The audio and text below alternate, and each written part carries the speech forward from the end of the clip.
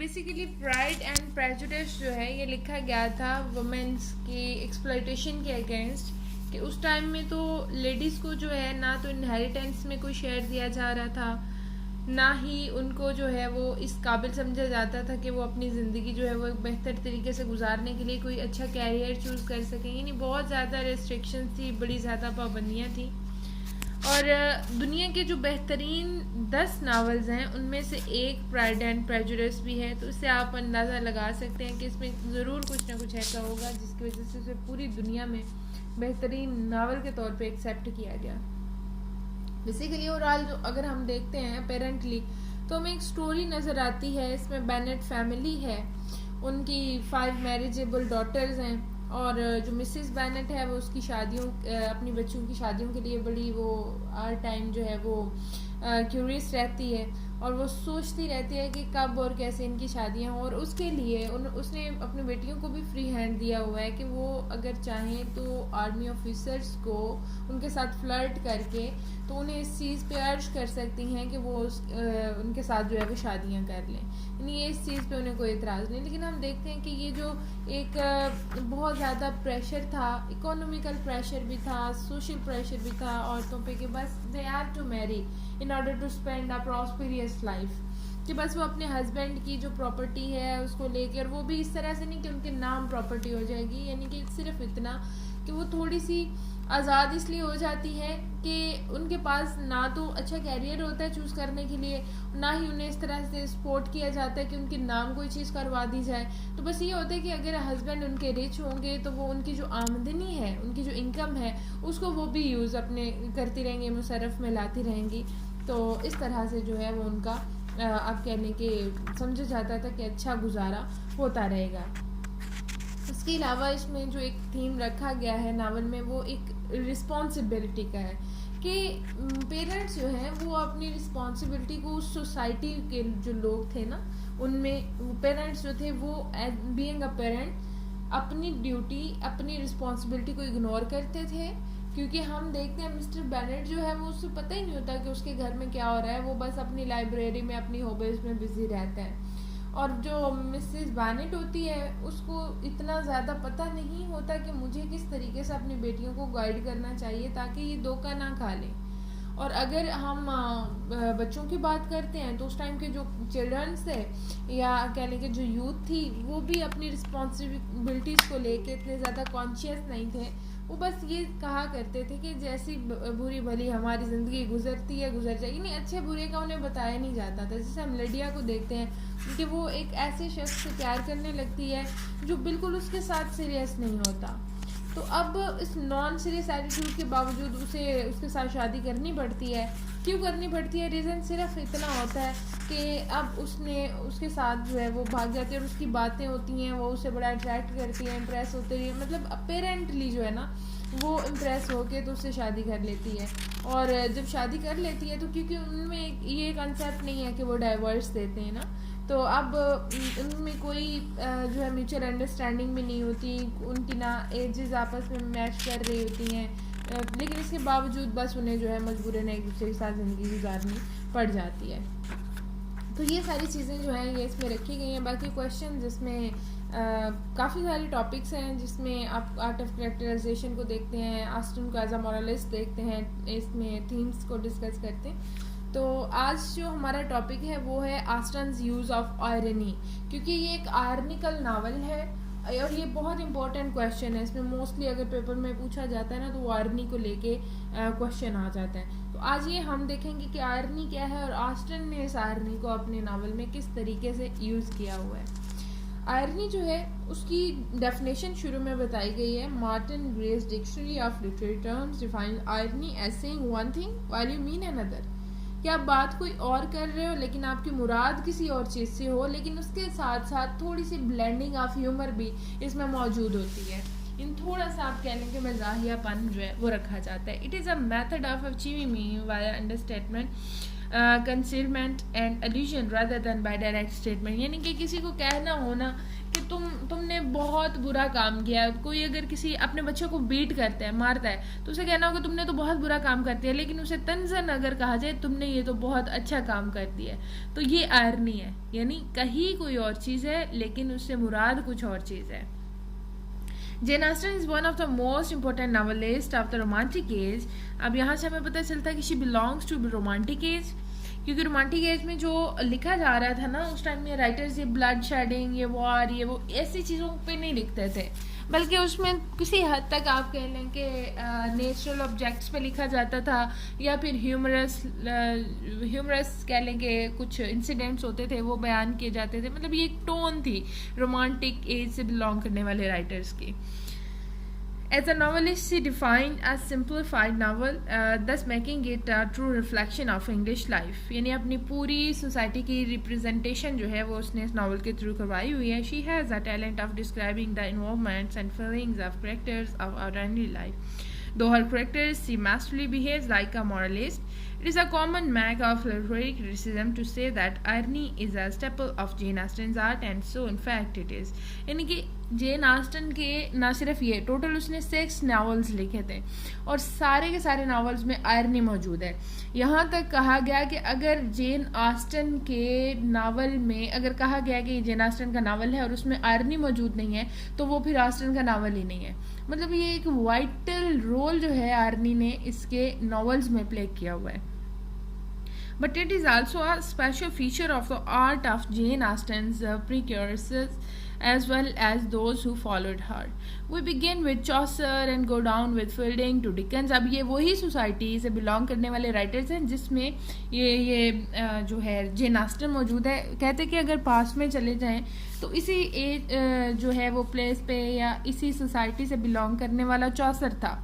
चौसर भी आयरनी का टोन रखता है, और फिर चौसर जो है क्योंकि वो ओल्ड टाइम में चला गया ना, और उसके बाद अगर न्यू में आ जाए तो डिकन्स तक और फील्डिंग तक ये सारे के सारे नॉवेलिस्ट हैं, इनको देखा जाए तो ये क्या करते हैं, क्योंकि ये इंग्लिश सोसाइटी की बात हो रही है, ये इंग्लिश राइटर्स हैं, चाहे वो पोइट है, चाहे वो नॉवलिस्ट है, चाहे वो ड्रामाटिस्ट है, वो आयरनी जो है उसको यूज़ करते हैं अपनी जो पोइटिक कह लें क्रिएशन है उसमें।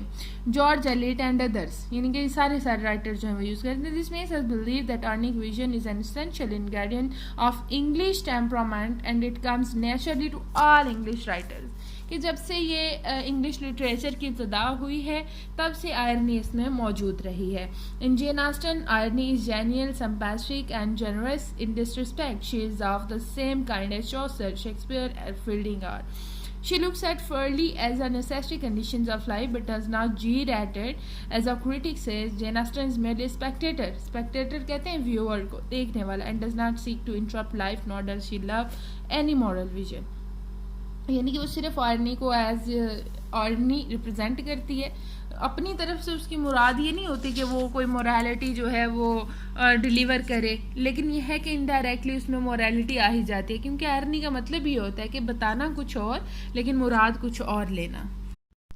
Andrew S. Wright points out that irony in her hands is the instrument of a moral vision and not a technique of rejection। Underline करने से कि आयरनी से मुराद या अगर किसी चीज़ का मजाक उसने उड़ाया हुआ है ना, तो ये नहीं है कि उसको मजाक ही वो उड़ाना चाहती है, उसको मॉक कर रही है, बल्कि ये एक इनडायरेक्ट मोरालिटी है जो कि वो दूसरों तक डिलीवर करती है।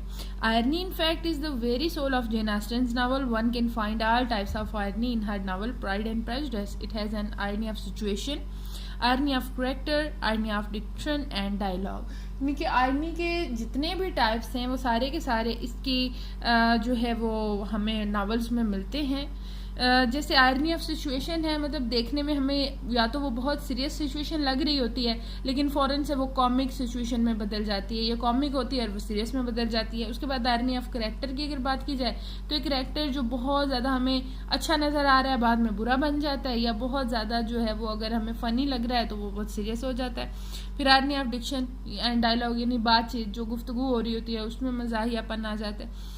There is irony in the very first sentence of the novel, यानी पहले सेंटेंस पे अगर गौर किया जाए तब भी हमें इसमें आयरनी मिल जाती है। It is a truth universally acknowledge that a single man in possession of a good Fortune must be in want of a wife. कि ये एक हकीकत है, यूनिवर्सल रियलिटी है कि एक आदमी जिसके पास दौलत होती है वो हमेशा एक बीवी की तलाश में रहता है। हालांकि बाद में हम देखते हैं कि ये मर्द नहीं होते इस नावल में जो शादी की बात करते हैं, बल्कि लेडीज होती हैं और उनकी मदर्स होती हैं जो हमेशा शादी को लेकर बड़ी कॉन्शियस रहती हैं। The first half of this sentence suggests that some great universal truth is the subject of the novel, but there is an ironic deflection in the second half when this truth is found to be concerned with common social problem, marriage. पहले तो हमें शुरू में लग रहा होता है कि ये कोई जो आफाकी सच्चाई बताई जा रही है ये कुछ बहुत सीरियस सब्जेक्ट होगा, लेकिन जब हम थोड़ा आगे बढ़ते हैं बाकी सेंटेंस को देखते हैं तब हमें पता चलता है कि ये सच्चाई ये है जो एक कॉमन प्रॉब्लम चलता आ रहा है उस टाइम में सोसाइटी में जो था, शादियों के बारे में बात है। And again it is not a young man but ladies who are in want of husband having good fortune. Jane Austen writes about Mrs. Bennet. The business of her life was to get her daughters married. Its less was visiting and news. मतलब उसका एक ही काम था कि उसकी बेटियों की किसी जगह जो है ना शादी हो जाए। इवन कि वो कुछ भी करती थी तो उसकी बातों में अपनी बेटियों को लेके वो शादी का जिक्र जो है ज़रूर आ जाया करता था। Here the ironic implication is that she is not likely to show much discrimination about the young man they chooses as their husband. लेकिन अब शादी के बारे में तो इतनी ज़्यादा वो बहुत ज़्यादा कह लें कि क्यूरियस है, लेकिन इसके बावजूद उसने कोई क्राइटेरिया नहीं रखा हुआ अपने जो है वो सन इन लॉ के लिए कि वो कैसा होना चाहिए, बाय कैरेक्टर कैसा हो, बल्कि जैसा भी हो वो चाहती है बस शादी हो जाए। Another example of irony is found in the words of Mr. Bennet about Mr. Wickham. He is a fine fellow as ever I saw. He simpers and smirks and makes love to us all. I prodigiously proud of him. हालांकि ये जो होता है विक्रम, ये वो शख्स होता है जो सबसे बुरा होता है, जो लेडिया को भगा के ले जाता है, लेकिन मिस्टर बैनेट क्या कर रहे हैं कि वो उसकी सबसे ज़्यादा तारीफ कर रहे हैं यहाँ पे। In order to relish the irony in these words we have only to remind ourselves that the valuable son-in-law of Sir William Lucas is none else but affected as Mr. Collins। यानी कि mister Colin जो है जिसकी Lucy के साथ शादी होती है, ये इसको पंपस एस का नाम दे दिया जाता है। पंपस एस यानी एक शानदार गधा। तो मतलब ये दोनों क्या कर रहे हैं, अपने सबसे बुरे जो उनके दामाद हैं, सन इन लॉज हैं, उनको आपस में मिला रहे हैं और बड़ा ज़्यादा उस पर प्राउड फील कर रहे हैं। At ironical level, this novel presents a contrast between intricacy and simplicity. Elizabeth and Darcy's intricacy is set against Jane and Bingley's simplicity. The first two have depth, but their depth involves them in danger of pride and prejudice, क्योंकि उनकी judgements गलत हो जाती हैं। जब वो शुरू में एक दूसरे से मिलते हैं तो फर्स्ट इम्प्रेशन ही उनका जो है ना वो गलत पड़ता है एक दूसरे पे, तो इसमें क्या होता है कि एक दूसरे से वो नफरत करने लगता है। The second couple has simplicity and this simplicity turns to be a virtue. The ironic implication is that they are mutually incompatible. In most of the events, situation and dialogues of Pride and Prejudice, an ironic slant can be seen when perceived properly. For example, Darcy remark about Elizabeth, she is not handsome enough to tempt me. अब Darcy जो कि hero होता है इस novel का, वो पहले तो कहता है कि इतनी खूबसूरत नहीं है कि मुझ जैसे शख्स को अट्रैक्ट कर सके, लेकिन बाद में कहता है कि अगर मेरी इससे शादी नहीं हुई तो मैं कभी ज़िंदगी में शादी ही नहीं करूँगा। But we see that soon he is enamored by her enormous eyes and the blush on her cheeks. Elizabeth quite emphatically tells Collins that she is not the type of girls who reject the first proposal and accept the same second time. अब Elizabeth भी हमें ये दावा करती हुई नज़र आती है, कहती कि मैं एक दफ़ा जिस शख्स को रिजेक्ट कर दूँ ये मुमकिन ही नहीं है कि उसके प्रपोजल को दोबारा से एक्सेप्ट करूँ।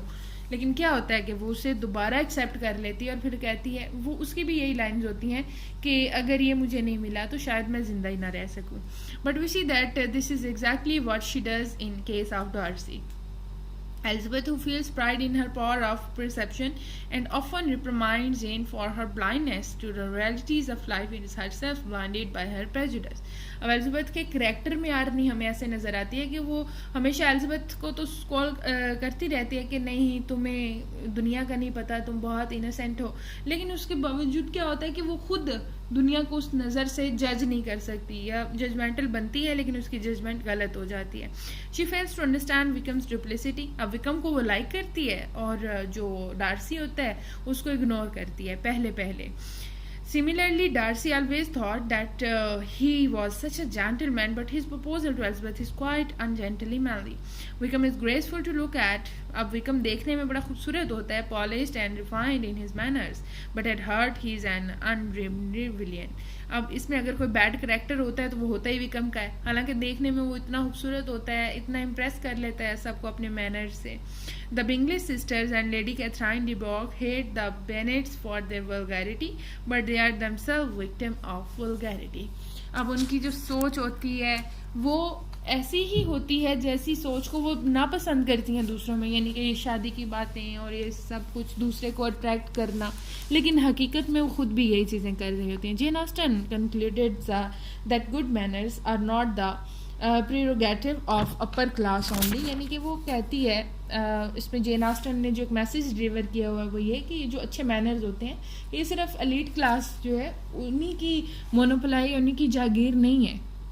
The fact is that there are incongruities and contradictions in the human nature, and Jane Austen quite amusedly portrays them for the amusement and moral education of the readers. Jane Austen uses irony in diction and dialogues as well. Even in a single word adds ironic dimensions to the whole speech. यानी बाज़ोकात वो उसके ऐसे ऐसे sentences होते हैं कि एक लफ्ज़ उसके पूरे sentence में ऐड हो जाए तो पूरा sentence ironical बन जाता है. One can Jane Austen's irony is a source of rich comedy as well. She describes the incongruities of characters and manners in such a way that it becomes a source of humor. For example, the vulgarity of Mrs. Bennet and Lady Catherine de Bourgh is a source of mirth in love. Mirth कहा जाता है joy को, खुशी को. The actions, dialogues and speeches of Foolish Collins are a source of humor. Finally, we can conclude that Jane Austen's use of irony is superb and it is a source of great humor. अब ये conclusion है, ये आप देख लें, इस तरह से आपका होना चाहिए comment, यानी कि पूरी आपने जो discussion की है उसको इस तरह से sum up करना है. But like Chaucer, Jane Austen's irony is not tinged with any bitterness, or does it reflect sarcasm? यानी कि उसमें bitterness नहीं है, उसकी irony जो है वो बड़ी positive way में है. It is amusing, but it is not just verbal wit for local entertainment. She only presents the incongruities generally found in human beings and wants to reform them without expressing her dislike for them. Thus, irony in her hands is the instrument of moral vision and not a technique of rejection. यानी कि उसमें बहुत ज़्यादा bitterness, बहुत ज़्यादा जो है वो बैडनेस नहीं है या नेगेटिविटी नहीं है. इसकी जो आयरनी है वो एक पॉजिटिविटी अपने अंदर लिए हुए है, क्योंकि उसमें मोरालिटी भी आ जाती है, उसमें जो है गाइडेंस भी मौजूद है और उसमें ह्यूमर भी little bit humour we can find as well in her irony.